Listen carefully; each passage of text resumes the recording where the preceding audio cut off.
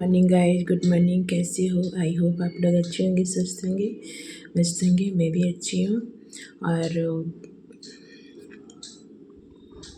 और मेरी छोटी छोटी हेल्थ टिप्स है गाइस कि मैं समाज में अवेयर जगा रही हूँ, समाज का अवेयरनेस जगा रही हूँ। और हेल्थ टिप्स से आशा है कि आप लोग उसे फॉलो करते होंगे और काफ़ी सभी को हेल्प मिलेगा। हाँ तो गाइज, मेरा आज का टॉपिक है डिप्रेशन, पागलपन, ये सब अभिशाप है। भगवान ना करे। मानसिक रोग एक ऐसा रोग है जो अच्छा खासा इंसान को बेजान निर्जीव बना देता है। अगर हम लोग कोई शरीर के कोई भी पार्ट में अगर प्रॉब्लम हो तो फिर भी हमारा अगर सेंस काम कर रहा है, ब्रेन काम कर रहा है, तो हम उसे ट्रीटमेंट करा सकते हैं। बट अगर मेरा मानसिक में अगर ब्रेन ही काम करना बंद कर दिया तो आप जिस भी हालत में है, आपको कोई सुध नहीं, क्योंकि आपका टोटल शरीर का फंक्शन को हैंडल करता है ब्रेन, हमारा माइंड। और वही अगर काम करना बंद कर दिया तो उसमें तरह तरह की प्रॉब्लम आ जाए। तो फिर मैं अगर भूखी हूँ तो मुझे पता नहीं कि मुझे भूख लगी है, प्यासी हूँ तो मुझे पता नहीं कि मुझे प्यास लगी है। अगर मैं रोड पर हूँ, धूप में हूँ, फिर भी मुझे सेंस नहीं पता। टोटल हमें ब्रेन ही बोलता है कि मुझे भूख लगी है, प्यास लगी है। अच्छे बुरे की पहचान ब्रेन ही कराता है। और जब ब्रेन ही अगर काम करना बंद कर देता है तो समझिए कि अच्छा खासा इंसान बेजान हो जाता है। तो ज़्यादा लपेटते हुए नहीं, मैं आपको बता रही हूँ। तो पागलपन का तो मैं बताऊँगी बाद में, बट उसके पहले जो भी इस दौर से गुज़रते हैं वो भी एक तरह से डिप्रेशन है, पागलपन का शुरुआत है। बट किस हालात में बंदा या बंदी को प्रॉब्लम होता है वो कोई नहीं। हम लोगों का समाज, संकुचित समाज अभी भी हमारे सोसाइटी में अभी भी डेवलप हो गया है, बट लोगों की संकुचित सोच रहती है। बट नहीं, मानसिक अगर, इसीलिए मेरी कोशिश है समाज को अवेयरनेस करूं, समाज को अवेयर करूं, तो ठीक है। तो आज का टॉपिक है फोबिया। फोबिया भी डिप्रेशन, तनाव का एक पार्ट है फोबिया। तो पार्ट 1 पार्ट 2 बहुत तरह का जाएगा, बट फोबिया आज का मैं फोबिया पार्ट 1 बता रही हूँ। पार्ट 1 में है कि जैसे फोबिया बहुत तरह का होता है, मैं डेली बताऊँगी आप लोगों को। और आप लोग अगर आपके नियर डियर, आपके घर में या आपके आस पड़ोस, आपके रिश्तेदारों में इस तरह से केसेस हो तो आप लोग को आसानी होगी उसको पहचानने में कि आप बंदा या बंदी को क्या सिम्टम है, क्या प्रॉब्लम है। तो आप लोग उसे कुछ लोग हैं कि इस तरह से लोग हरकत करते हैं तो लोग उससे गुस्सा करके गुस्से से रिएक्ट करते हैं, बिहेवियर करते हैं, उसकी बात नहीं मानते हैं, उसको इग्नोर करते हैं। और या तो बोलते हैं कि जानबूझकर ऐसा करता, बट कोई व्यक्ति नहीं चाहता कि जानबूझ के कोई प्रॉब्लम क्रिएट करे। बट मानसिक रोग ऐसा कि खुद से आ जाता है। जो नरम दिल वाले हैं, जो सॉफ्ट हार्ट वाले, उनको तुरंत कोई चीज़ बात चुभ जाती है या कुछ उनके ज़िंदगी में घटना होती है, वो उनके तुरंत सॉफ्ट हार्ट में लग जाती है और वो उनको माइंड पे रिएक्ट तुरंत होता है।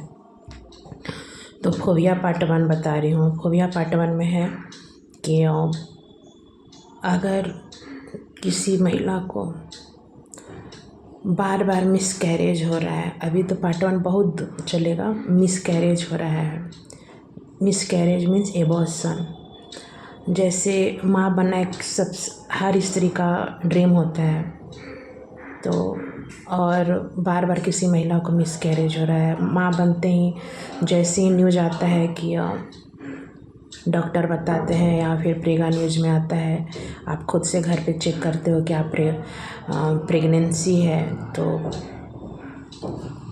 बहुत खुशी होती है। घर के टोटल मेंबर्स खुश होते हैं, हस्बैंड वाइफ खुश होते हैं। जो माँ खुद बनने वाली तो उसको लगता है कि आज मैं संपूर्ण में औरत बन गई, तो इस तरह से खुशी होता है। बट किसी न किसी कारणवश, वो मैं बताऊंगी नेक्स्ट पार्ट में, किसी न किसी कारणवश मिसकैरेज हो जाता है, एबॉर्शन हो जाता है।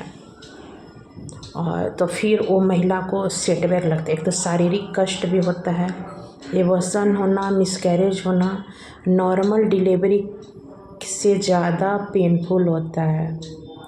नॉर्मल डिलीवरी में जब 9 महीना पर माँ बच्चे को जन्म देती है, बट वो दर्द इस सोच कर सह लेती है कि मैंने अपने बच्चे को जन्म दिया। उसको दर्द उतना ही होता है, उससे ज़्यादा होता है, बट अपने बच्चे का मुंह देखकर वो दर्द भूल जाती है। बट मिसकैरेज में, एबॉर्शन में, गर्भपात जिसे बोलते हैं, गर्भपात बोलते हैं, मिसकैरेज बोलते हैं, एबॉर्शन बोलते हैं, उसमें अगर सडनली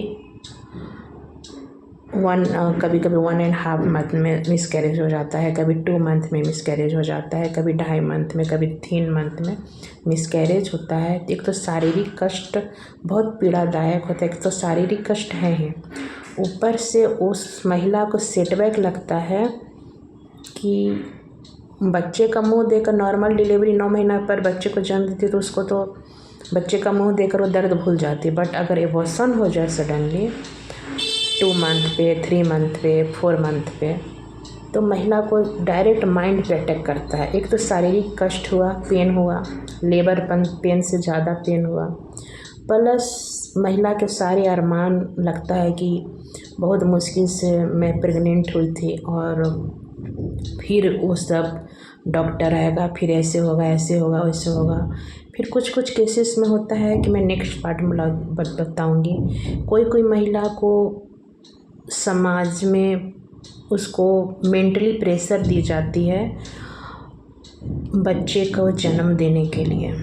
जो कुछ केसेस में होता है कि महिला मेंटली प्रिपेयर नहीं होती है कि अभी मुझे माँ नहीं बनना है, बट उसे सामाजिक दबाव में उसे माँ बनने का प्रेशर दिया जा रहा है, और उस केस में महिला ना चाहते हुए प्रेग्नेंट होती है। फिर उससे अचानक से उसका गर्भपात हो जाता है, मिसकैरेज हो जाता है, एबॉर्शन हो जाता है।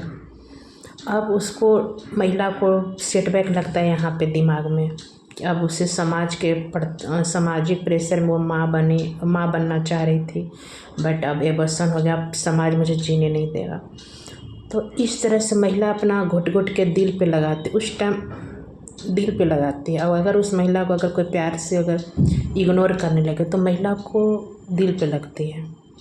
फिर धीरे धीरे दिल पर महिला एकांत में छुप के रोएगी। ऐसे आप लोग मेरे बातों से 99% अग्री होंगे। जो इस दर्द को फेस किए होंगे वो 99% मेरे बातों से अग्री करेंगे। फिर वो महिला घुट के किनारे रोएगी, फिर उसको लगेगा कि मुझ में ही कोई खराबी है, मुझे समाज उलाहना देगा। धीरे धीरे उसको समाज का डर होते होते अब उसको माँ बनने से डर लगेगा, उसको फोबिया अटैक हो जाएगा। फोबिया मीन्स है कि प्रेगनेंसी के नाम से ही उससे फोबिया हो जाएगा। फोबिया मीन्स डर हो जाएगा।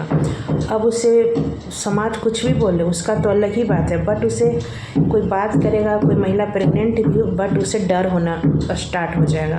प्रेगनेंसी नाम से डर के अब उस महिला को बार बार लगेगा कि दोबारा से